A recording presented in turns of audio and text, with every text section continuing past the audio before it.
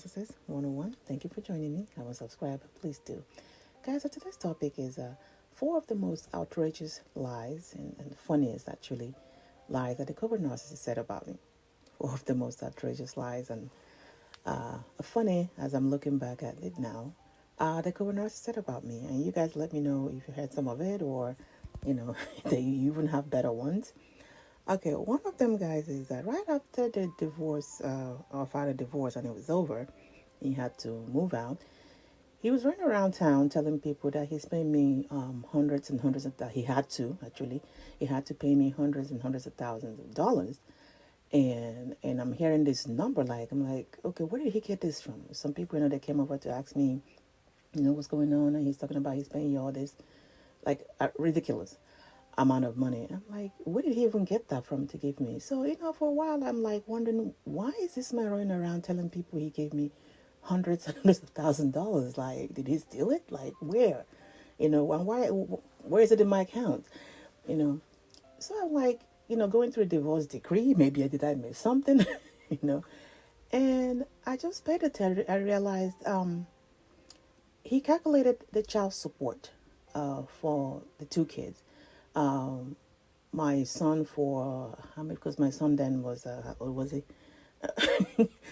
So he calculated how much he was going to pay for him, because he's 2 years older, and then how much he was going to pay for my daughter, and then combine those two for the next until they're 18.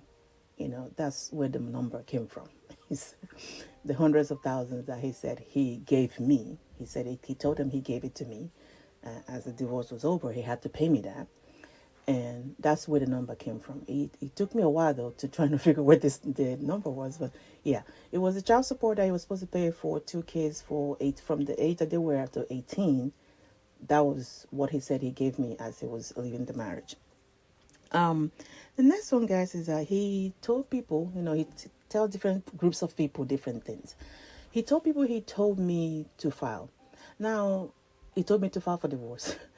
In the beginning, he was telling people I filed for divorce, because he wanted the sympathy thing of, this is the crazy person that just woke up and decided to disrupt, the family and, decide to file for divorce so that people can look at me like, you are the one that messed up. But then when he see that wasn't really working out for him, and I noticed because different groups of people came with, he said, you filed. I said, oh, yes, I did. So when that wasn't working out well, he figured, okay, I need to switch it. The victim thing I'm trying to play is not working out well. So let me switch that over. Now I told her to go file it. I told her to go file for divorce. That was the funniest thing I ever heard.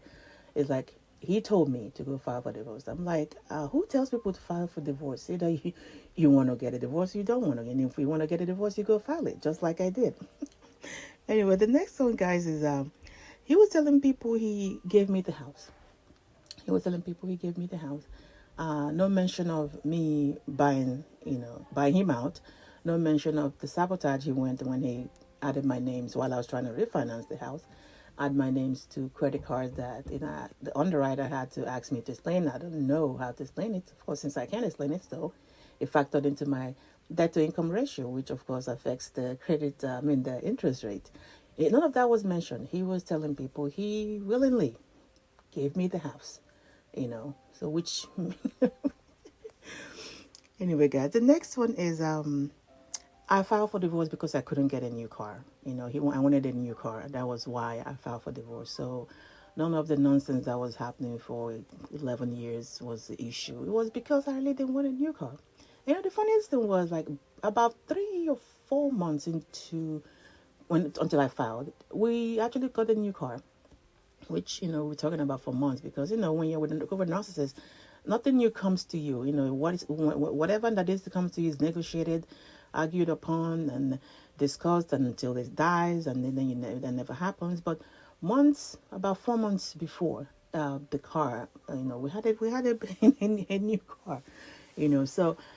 Which he was trying to force me to take one. We're going to the mediation. He wanted me to take it because, he was trying to make sure that you have a lot of stuff you're paying for. I'm like, no, I do not need that car. And the car I don't need that much of a car. No, you can have that. You can have all the cars. Take them. take all of them. So it was really interesting that he's saying, he told people that I didn't I decided to file for divorce because I did not get a new car, and that was far from the truth. Because that, at that time, like, you argue like, where, what is wrong with this person?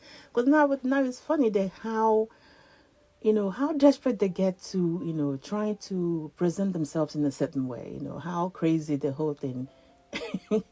They will pull everything they can to make sure that they look a certain way to people. But anyway, that's my outrageous lie, the craziest, the funniest lies that the covert narcissist said. You let me know what has been said about you, or if maybe you have what tops of mind.